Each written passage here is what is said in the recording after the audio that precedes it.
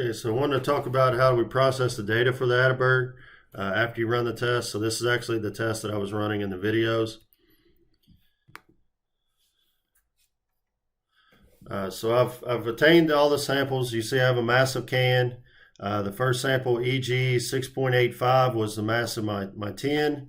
I had a mass of can plus the moist soil of 15.07.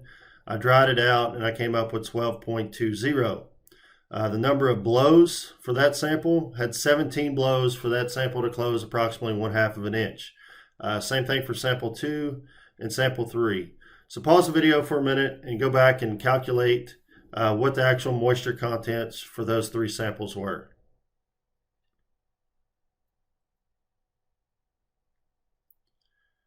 Okay, so after you calculated those, hopefully you come up with 53.6% for sample 1, 52.2% for sample 2, and 49.7% for sample 3.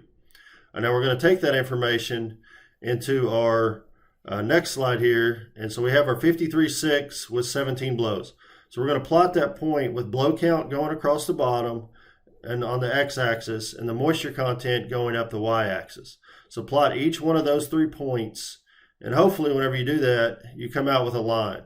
So I've got my 3 points here. Now sometimes this middle point might be shifted up or down slightly. You would not want it to be, if it's above this point, for sure, you've got a bad test there. And if it's below this point in the middle, then that would also lead to a bad test.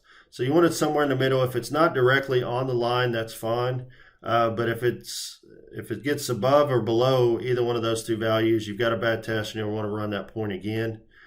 So you're trying to shoot for 25. For some reason that's shifted over on me.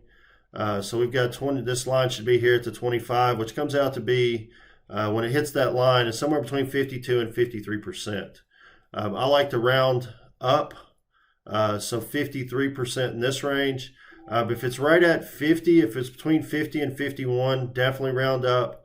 If it's between 49 and 50, a lot of times I'll round down. The reason being, the test for classification that I'll show here in a minute, the 50 is a cut line between highly plastic soils and low plastic soils. So if this was shifted over, we're somewhere between 52 and 53. So I called the liquid limit for this sample 53%. The second part of the test, the plastic limit test, this is the rolling test. 2 samples is what I always like to run. And so pause the video, do the same thing, calculate sample 1 and sample 2, calculate the moisture contents of those 2 samples. Okay, after running that, you see we get a 29.1% for the first sample and 28.8 for the second. It's very important for these 2 samples to be within about 2 percentage points. So you can see those are very close, they're 0.03. And my average, 28.9, I'm going to say that's 29. And we're going to put it into our plasticity index calculation.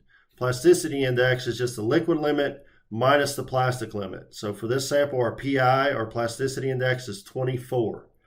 So now we know our liquid limit and our plasticity index, and we can classify our material using this chart. So you can see the 50 that I talked about previously. So anything on the right side of that line is a highly plastic material. So if it's below this A line, it's an MH. So anything in this bottom quadrant below the A line is an MH. Anything above that to the right of the line is going to be classified as a CH. If it's below 50 for the liquid limit's here at the bottom. The CL if it's above the A line, or ML if it's below the A line. This little box in here, you hear a lot of people call it silty clay. Anytime they get a material, they'll call it a silty clay.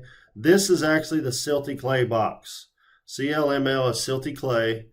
So very few samples will actually plot in this box. So it's either a low plasticity clay or a highly plastic clay.